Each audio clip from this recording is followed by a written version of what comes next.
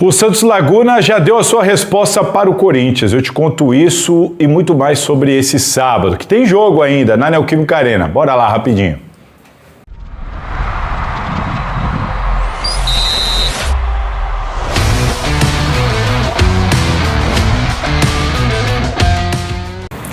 Fala pessoal, todo mundo vivão por aí? Bom, tudo certo, gente. Hoje é sábado, hoje tem Corinthians e Bahia na Neoquímica Arena, jogo importantíssimo. Corinthians, uma vitória nos últimos 10 jogos, o Bahia brigando pelo G4. Timão hoje não tem o Anrileri, não tem o Romero, não tem o Carrilho, não tem o Memphis Depay, não tem o Yuri Alberto, não tem o Kaká à disposição. Corinthians com muitos desfalques. Além do desfalque na torcida, né? E aí eu tô me referindo às proibições, porque olha, quem vai à Neoquímica Arena sabe a falta que estão fazendo os instrumentos das torcidas organizadas. Como faz falta, quem está indo no estádio agora percebe como faz falta aqueles instrumentos que dão a batida ali e ajudam a manter o clima do estádio de futebol, mas enfim. Corinthians, independentemente dos problemas, precisa demais de uma vitória hoje na Neoquímica Arena. Tem a Copa do Brasil, eu sei, mas é importante, é fundamental o Corinthians voltar a vencer no Campeonato Brasileiro. O adversário é difícil, complicado, não vai ser simples não conseguir uma vitória contra o Bahia, principalmente nesses moldes.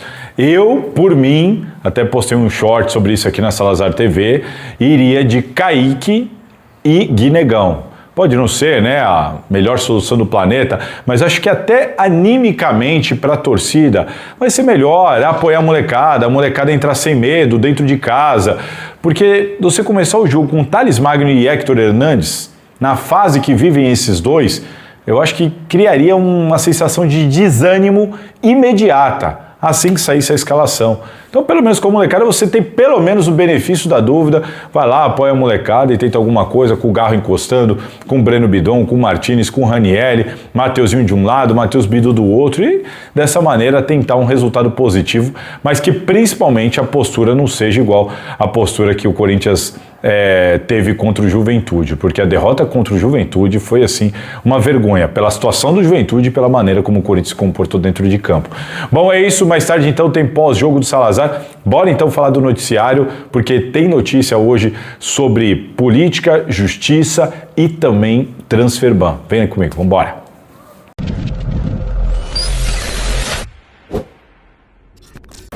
Bom, a gente falou do Campeonato Brasileiro agora eu quero falar da Copa do Brasil, informação trazida por mim ontem na Gazeta Esportiva, mas de extrema relevância.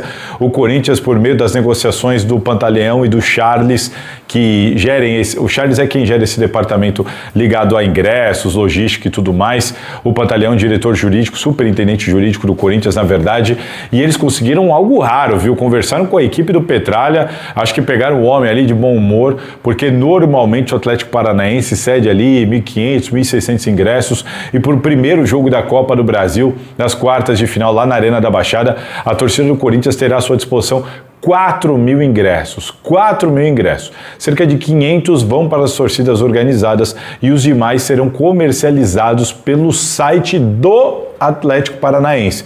A partir de quando? Ainda não temos essa informação, a gente pode informar vocês quando tiver atualização, mas é no site do Atlético Paranaense que o torcedor corintiano vai conseguir comprar os outros 3.000 ingressos, os que não irão para a torcida organizada ao todo. Então, 4.000 ingressos. E conhecendo a torcida do Corinthians, meus caros, teremos muito barulho da Fiel na Arena da Baixada para esse jogo fundamental que tem a data base ali como 27 de agosto. Aguardemos. O retorno na Neoquímica Arena com data base de 11 de setembro não deve repetir os 10%, né? Esses 10% da carga da Arena da Baixada, eles não serão repetidos aqui na Neoquímica Arena, então sequer houve essa compensação da contrapartida. Tá certo? Informação importante, que tem tudo a ver com a torcida do Corinthians de olho na Copa do Brasil, mas agora, bora lá falar agora sobre a questão do Augusto Melo. De novo, tentou anular alguma questão na justiça. Bora!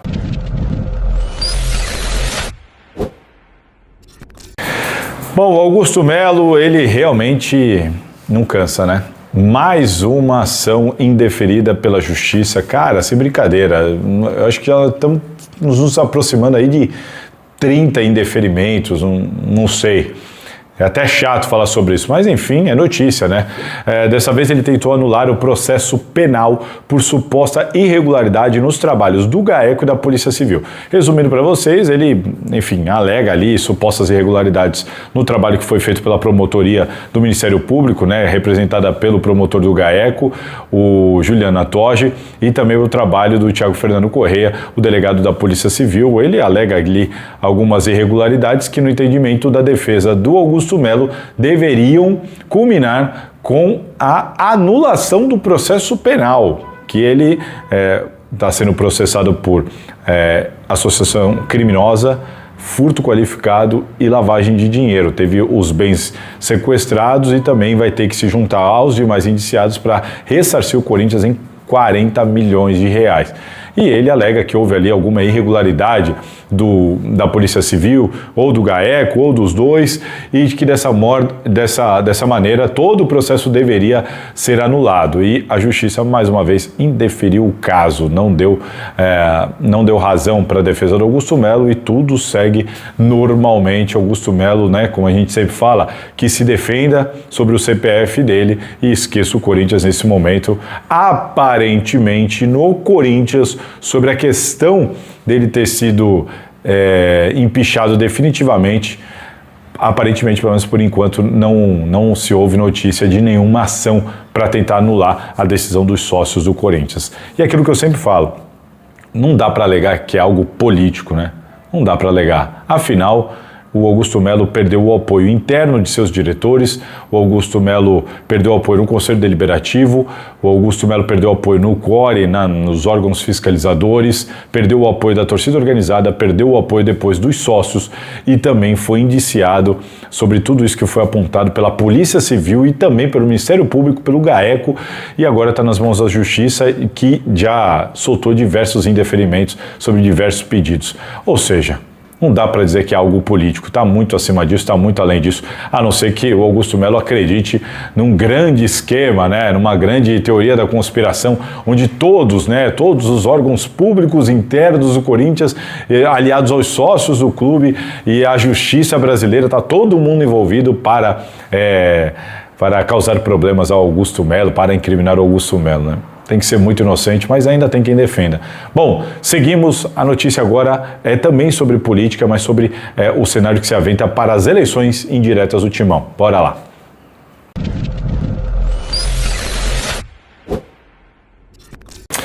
Bom, gente, é o seguinte, foi marcada a reunião no Conselho Deliberativo, a votação, na verdade, a eleição indireta para o dia 25 de agosto. Hoje é dia 16 de agosto, então daqui a 9 dias a gente vai ter essa eleição indireta. O Romeu Thuma Júnior cumprindo aquilo que ele prometeu, falou que marcaria rápido, que não deixaria o clube ficar sangrando por muito tempo. E o que eu tenho de novidade sobre isso? Bom, dia 25 de agosto, então, eleição indireta. Como eu disse para vocês, só os conselheiros é que votam, mas para se candidatar à presidência do Corinthians para cumprir um mandato tampão que vai até dezembro de 2026, o sócio do Corinthians tem que preencher aqueles requisitos de ter passado por 2 mandatos de conselheiro, tá com tudo em dia, tudo certinho, aí ele pode se candidatar mesmo que ele não seja conselheiro nesse momento. Beleza. Até quando vai o prazo de inscrição? Na nota do Corinthians está escrito que isso ainda não foi definido e em breve nós teremos informações e novidades sobre isso. Importante saber, né, porque a eleição é agora, dia 25 de agosto, até quando vai poder, né, inscrever candidaturas ali? Vamos ter que aguardar e esperar essa novidade. Mas no dia 25 de agosto, o Conselho do Corinthians vai votar e definir quem vai ficar com esse mandato aí até o final de 2026. Por enquanto, nós temos estamos cientes que o Osmar Stabile vai concorrer, nós estamos cientes também que o Antônio Roque Cittadini vai concorrer e também cientes de que o André Castro, e não Costa, como eu falei da última vez, o André Castro também vai concorrer. Existe a possibilidade de uma outra via.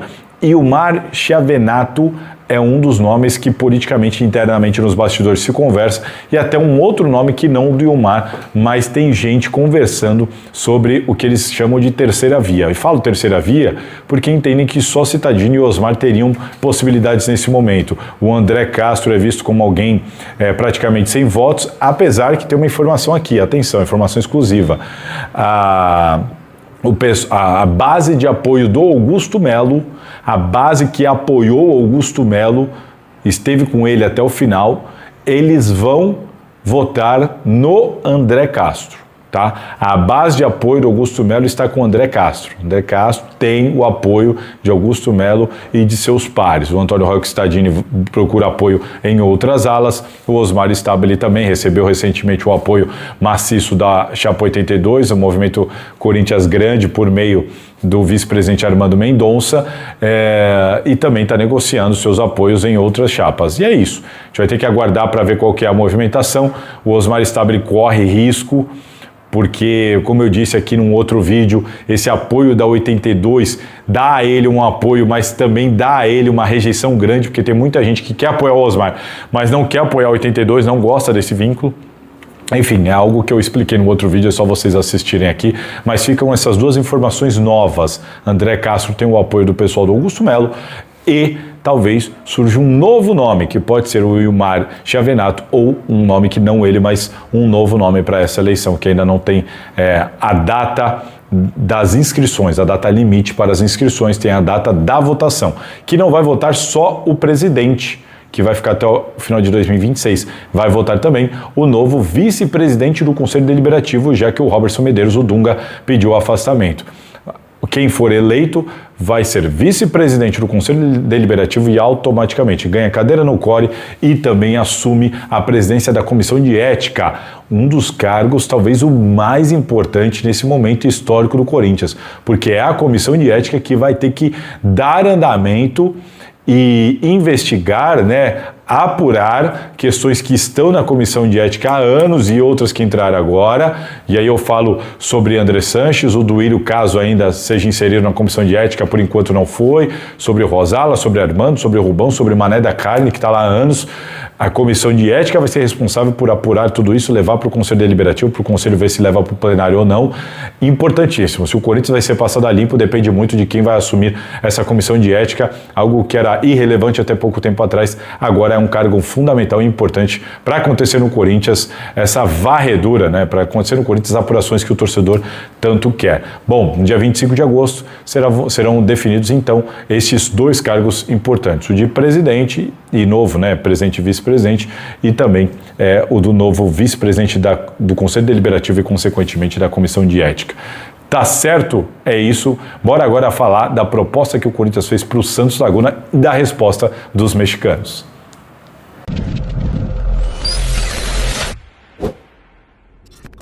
Bom, gente, como vocês souberam em primeira mão, o Corinthians apresentou na quinta-feira, souberam em primeira mão aqui, que o Corinthians apresentou na quinta-feira uma proposta ao Santos Laguna para tentar derrubar o transfer ban. O Corinthians pegou o dinheiro que entrou com a ida do o Cauê Furquim ao Bahia, que gerou todo aquele problema, principalmente para o Fabinho Soldado. Aliás, muita pressão para o Fabinho Soldado, está até uma pressão que está crescendo, além até do que eu já expliquei, tem vídeo aqui no canal sobre isso, dá uma olhada lá na pressão em cima do Fabinho Soldado, que você vai entender detalhe por detalhe, e tem mais coisa acontecendo para cima do Fabinho Soldado, em breve eu vou explicar aqui. Mas, pois bem, o Corinthians apresentou, pegou aqueles 14 milhões, juntou com mais uma grana, o Corinthians apresentou uma proposta para o Santos Laguna, 50% do valor à vista e o restante parcelado, certo? Essa foi a proposta do Corinthians, houve uma esperança grande, certo otimismo, porque os caras não toparam apenas parcelar, querem um dinheiro. Bom, aí vem a resposta do Santos Laguna e isso você vai saber aqui em primeira mão com exclusividade. Já vale o like. Se você não é inscrito, para aqui rapidinho, se inscreve aqui no canal, se inscreve na Salazar TV, deixa o like desse vídeo, um vídeo com muita informação importante para você, inclusive com essa informação exclusiva. Dá uma força, clica no like que eu te agradeço bastante. Bom, seguindo aqui, é o seguinte. Eu conversei agora há pouco com um representante da diretoria do Santos Laguna. Questionei ele sobre a proposta que o Corinthians fez, A gente trouxe a informação da proposta do Corinthians e eu conversei com uma pessoa do Santos Laguna para questionar como é que foi a recepção do Santos Laguna. E aí, informação para vocês exclusiva. O Santos Laguna recusou a proposta do Corinthians. O Santos Laguna não aceitou a proposta apresentada pelo Corinthians, que dava ali cerca de 17 milhões de reais, transferindo já para o real, cerca de 17 milhões de reais para parcelar o resto. A dívida do Corinthians com o Santos Laguna está perto de 34 milhões, é um pouquinho menos que isso, perto de 34 milhões, e o Santos Laguna quer mais que isso. Eu sei que eles estão irritados, conversei com o pessoal lá, até para tentar entender até que ponto vai essa irritação, já que eles já estão cientes de que o presidente que fez tudo isso com eles já foi destituído do cargo, e eles me explicaram que o grande problema é que o Santos Laguna teve muitos problemas que foram consequências do Corinthians não ter cumprido com o seu acordo. O Santos Laguna precisou fazer empréstimo bancário, precisou correr atrás de dinheiro com empresários. O Santos Laguna teve problemas financeiros que foram além de não receber a parte do Corinthians, mas que foram consequência do fato de não receber esse dinheiro do Corinthians. Daí o incômodo, a irritação e o fato deles quererem muito mais dinheiro na mão neste momento. E a informação que eu colhi com o pessoal do Santos Laguna é que dificilmente eles vão aceitar uma proposta que seja abaixo de 70% do valor total como um sinal. Isso significa que o Corinthians, em tese, se tiver que cumprir 70%, vai ter que dar ao Santos Laguna pelo menos 23 milhões e meio. O Corinthians então teria que dar 23 milhões e meio e parcelar o cerca de 10 milhões que restariam. Estou já falando em reais aqui com vocês, tá? É uma proposta muito alta que o Santos Laguna está querendo. Na verdade é uma contraproposta, né? O Santos Laguna recusou a proposta do Corinthians e essa contraproposta eu não sei nem se ela foi feita ao Corinthians. Eu conversei com o pessoal do Santos Laguna que explicou para mim, olha, eles ofereceram 50%, mas acho que dificilmente sai negócio se não chegar aqui um sinal de pelo menos 70%. E aí uma conta básica dá 23,4 milhões de reais para o Corinthians dar para o Santos Laguna, e aí sim o Santos Laguna topa parcelar o resto e fechar o acordo, e só então o Corinthians teria a punição da FIFA, o transfer ban derrubado. Complicada a situação, da onde que o Corinthians vai arrumar aí quase 24 milhões de reais para dar agora para o Santos Laguna, com tantos e tantos problemas que o Corinthians tem para resolver. Vai ter que fazer adiantamento, vai ter que fazer empréstimo, não sei. Nós vamos ter que aguardar, mas essa é a posição do Santos Laguna. O Corinthians, de novo, vai ter que remar por uma nova proposta, por uma nova rodada de negociações. Tá certo? Informações importantes, exclusivas deste sábado. Mais tarde tem pós-jogo do Salazar de Corinthians e Bahia. Repercuta essa informação ou essas informações aqui com seus colegas. Deixa os comentários, compartilhe o vídeo, deixa o like, não custa nada e vamos que vamos. Valeu? Tem muito conteúdo para vocês aqui na Salazar TV. Se cuidem, aquele abraço. E aí, curtiu? Bom, já deixa aqui nos comentários então a sua opinião, se inscreva e compartilhe esse vídeo. E ó, fica de olho, porque sempre vai ter conteúdo interessante para você aqui na Salazar TV.